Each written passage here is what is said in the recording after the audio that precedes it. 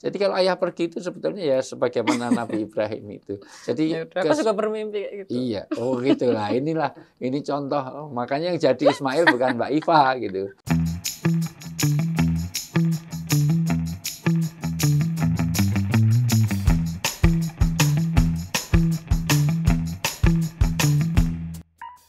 Assalamualaikum warahmatullahi wabarakatuh. Waalaikumsalam warahmatullahi wabarakatuh. Alhamdulillah kita kembali lagi akan ngobrol-ngobrol seputar pertanyaan-pertanyaan dari teman-teman di FMCast, Family Podcast. Aku tanyain ya. Saya jawab ya, Nak. Oke, kali ini kita bakalan mengumpulkan pertanyaan dari teman-teman yang udah masuk lewat Instagramnya Ayah di @ustadzwijayanto.official dan @nasehatui. Kali ini temanya tentang keluarga, lagi-lagi tentang keluarga. Tapi sebelumnya saya jawab, saya barakallahu fi umrik, mudah-mudahan Allah memberkahi di segala umur, tul umuri bitaatillah, yaitu kita ini berbahagia itu kalau dipanjangkan usianya dan perbanyak amal-amal solehnya. Ini karena bulan ulang tahun. Alhamdulillah, dan kesempatan hari ini. Alhamdulillah. Dari syutingnya kan. Iya. Ya. Iya. Tapi nanti kalau pas tayang ada yang mau ngasih kado masih diterima. Boleh. Cuman masalahnya ulang tahun itu bukan tradisi Islami. Iya. Karena tidak ada tahun itu yang berulang. Jadi sebetulnya tradisi happy birthday to you itu bukan tradisi Islam. Cuman Ummu Salamah dulu pernah ingat hari lahirnya oleh Rasulullah, malah dinasihati, ya mudah-mudahan Allahumma ajirna minan nar. Mudah-mudahan Allah melindungi kamu atau terbebas dari api neraka. Tapi kalau ada orang ulang tahun jangan kau ucapin itu. Begitu ada orang ulang tahun langsung mudah-mudahan kamu tidak kena api neraka, ya itu malah jadi tersinggung. Ya, tetapi memang dalam Islam orang yang orang yang bahagia itu adalah orang yang diberi umur yang panjang tapi wahasuna amaluhu, yaitu dengan memperbanyak amal-amal kebaikan.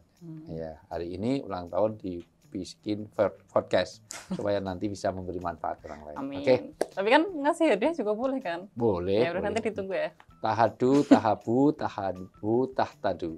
Saling memberi hadiah itu nanti akan ada kecintaan. Dari hubungan kecintaan itu tumbuhlah iman. Ya, iman itu adalah kepedulian dan kecintaan satu dengan yang lain. Ya, silakan. Kalau gitu langsung ke pertanyaan. Ya. Nomor 1, Ustadz, apakah diperbolehkan istri menuntut suami agar lebih rajin lagi dalam memberi nafkah?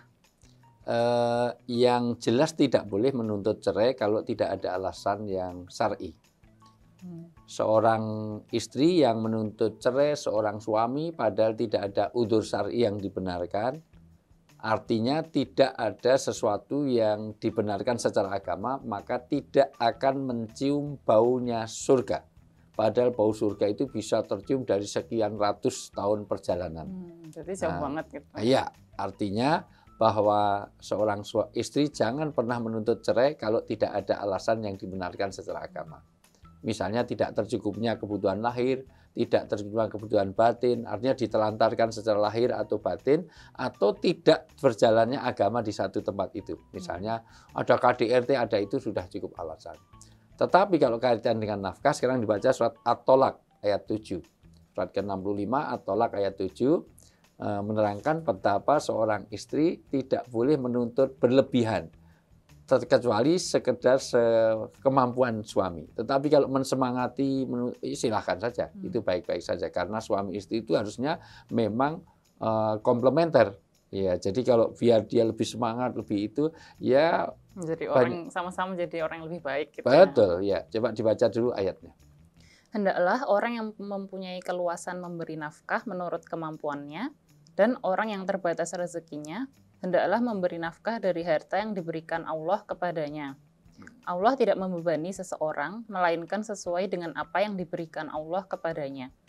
Allah kelak akan memberikan kelapangan setelah kesempitan. Ya, ayat ini bicara tentang 3 hal. 1, bagaimana seorang suami punya kewajiban memberi nafkah kepada istri semaksimalnya. Jadi dioptimalkan bagaimana semangat untuk memberi nafkah dan membahagiakan istri. Ini yang pertama.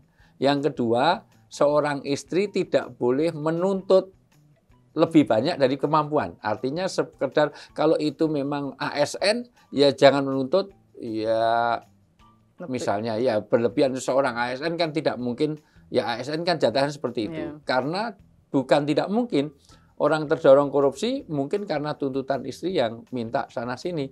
Karena seorang istri ada, istri zaman now ini mungkin dari tidak aja dari handphone, semuanya harus, tasnya harus sama warnanya dengan kerudungnya, dengan sepatunya. Jadi pagi sampai angkotnya yang dinaiki pun harus sama. Itu kan luar biasa. Makanya sepatunya ayah lihat itu hanya 2-3 saja, tapi sepatunya mama 3 almari, masya Allah. Dan di mana-mana outlet, masya Allah, di mana-mana outlet yang paling banyak pasti outlet untuk para ibu-ibu. Surganya, kita ke Bandung, kita ke Jogja, kita ke Jakarta, pasti nanti surga belanja itu adalah untuk ibu.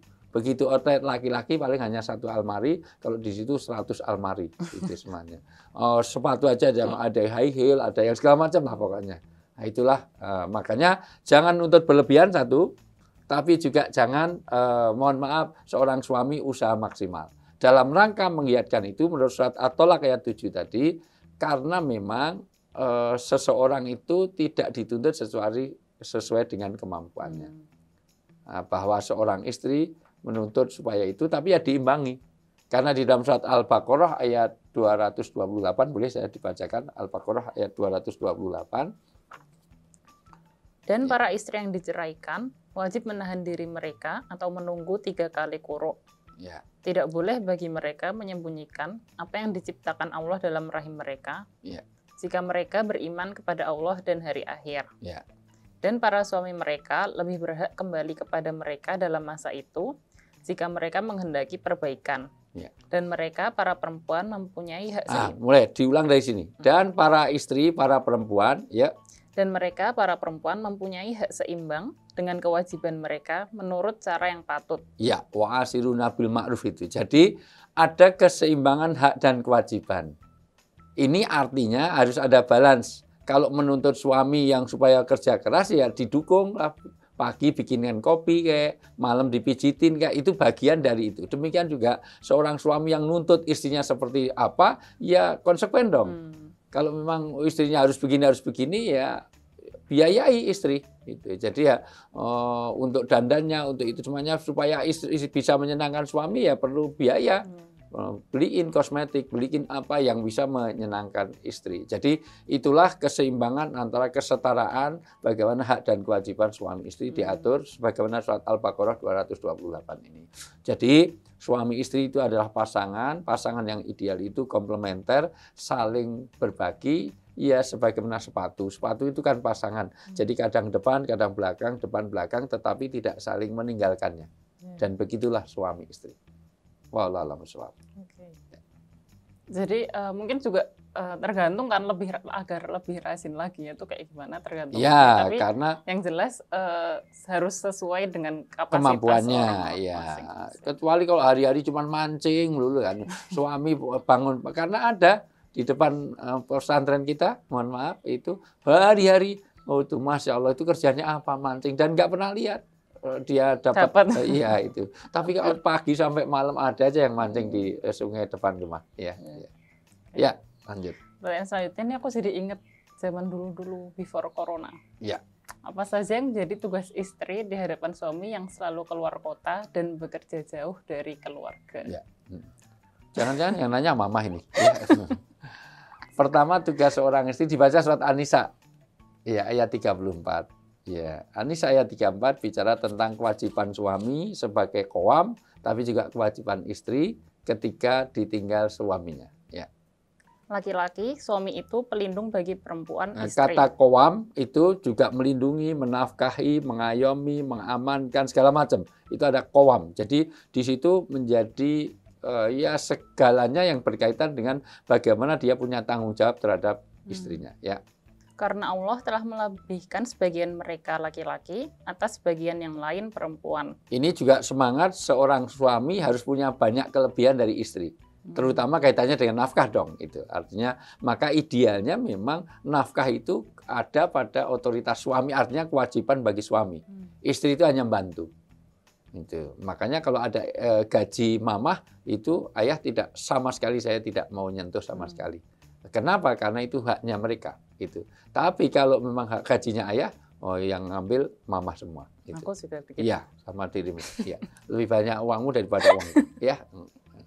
Ya. Dan karena mereka laki-laki telah memberikan nafkah dari harta mereka. Ya, ini semangat supaya suami punya kewajiban memberi nafkah. Ya, terus maka perempuan-perempuan yang soleh. Ya, perempuan yang soleh ini sebagaimana pertanyaan ini tadi, bagaimana suami yang sedang tidak ada di rumah, perempuan yang soleh yaitu adalah mereka yang taat kepada Allah. Satu, taat kepada Allah. Ketaatan sebetulnya bukan pada suami, pada orang tua. Ketaatan itu sebenarnya kepada Allah.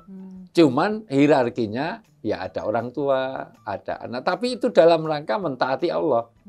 Ya, jadi semuanya suami taat kepada Allah, istri taat pada Allah, anak taat kepada Allah. Cuman ada hierarkinya kan gitu. Kalau di pemerintahan ya kepada pimpinan pemerintahan ulil amri. Tapi taatnya sebenarnya taat kepada Allah. Ya, terus? Ya. Dan menjaga diri ketika suami mereka tidak ada. Dan menjaga diri. Menjaga diri itu dari kehormatannya, dari hartanya, dari fitnahnya. Karena nanti dinisbahkan. Kalau istri itu nanti punya perilaku yang tidak baik, itu istrinya siapa sih? Oh, istrinya Pak ini, istrinya Pak itu. Maka nanti akan dinisbahkan. Demikian juga kalau itu soleh, oh itu istri itu sedermawan, luar biasa, sedekahnya banyak. Itu istrinya siapa? Di Indonesia bahkan nisbahnya sampai berlebihan. Namanya saja dinisbahkan pada suami. Padahal di dalam Islam, nama seorang istri harus dinisbahkan kepada bapaknya. Nah, jadi misalnya namanya dulu Bu Tin Soeharto misalnya, atau Bu Ani Yudhoyono. Itu karena memang itu karena dinisbahkan itu, meskipun sebetulnya secara nanti jadi masalah. Bagaimana kalau nanti cerai dengan suaminya, masa mau ganti namanya, misalnya gitu. Atau suaminya meninggal, terus dikawin lagi kan mosok diganti. Itu semuanya. Tapi prinsipnya, sekali lagi, disitulah bagaimana menjaga kehormatan, menjaga apapun yang berkaitan dengan ketika suami itu pergi, baik fisik, psikis, dan rohaninya itu terjaga. Ya, terus? Karena Allah telah menjaga mereka. Ya, jadi Allah telah jaga dengan apa? Dengan yang sudah diusahakan suaminya itu. Ya. Perempuan-perempuan yang kamu khawatirkan akan nusyus, ya, hendaklah kamu beri nasihat kepada Satu, mereka. nasihati dulu kalau ada perempuan yang mau melakukan nusyus. Artinya nusyus itu apa? Minta cerai atau minta gugat atau minta apa, nasihati dulu. Ya, jadi pertama itu dinasihati dulu. Iya, gitu. Kalau nasihat saja nanti ada tahapannya. Enggak tiba-tiba, oh hanya tempe hilang satu aja dicerai, enggak bisa seperti itu. Ya, nasihati dulu. Terus? Dan tinggalkanlah mereka. Ya, di tempat boleh dipisahkan. tidur. Pisahkan tempat tidur. Supaya memberi pembelajaran. Nah, ya terus?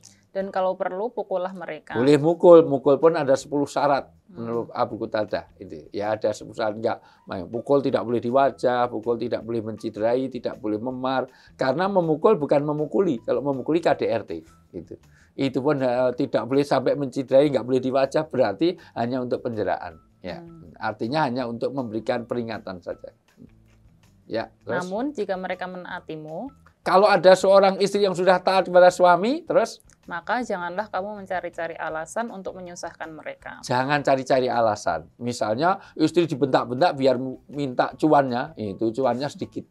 Nah, biar nanti minta belanjanya sedikit, wah sedikit-sedikit marah, dikit marah. Itu modus. Ya, modus. Demikian juga istri juga jangan seperti itu. Kepada suami mudah marah biar uang belanjanya ditambah. Enggak. Jadi hubungannya hubungan yang baik. Nah, jadi tugas seorang istri taat kepada Allah, menjaga kehormatan, dan juga bagaimana dia senantiasa amanah terhadap apa yang diamanahkan. Ya. Yang di rumah apa? Yang di rumah bukan hanya harta dan anak-anaknya. Karena al-ummu madrasatil ula wa madrasatil aulad. Ibu itu adalah sekolah bagi anaknya, sekolah yang utama dan pertama bagi anaknya. Kalau kita lihat dulu keteladanan Hajar. Hajar itu, mohon maaf, ditinggal suaminya dalam keadaan hamil. Untung yang jadi istri adalah Hajar. Seandainya istrinya itu Mbak Iva, oh beda sekali. Sudah suami menghamili, ditinggal pergi, dosa suami nggak tanggung jawab. Ditinggalnya bukan sehari 2 hari. 7 tahun, riwayat lain bahkan 13 tahun.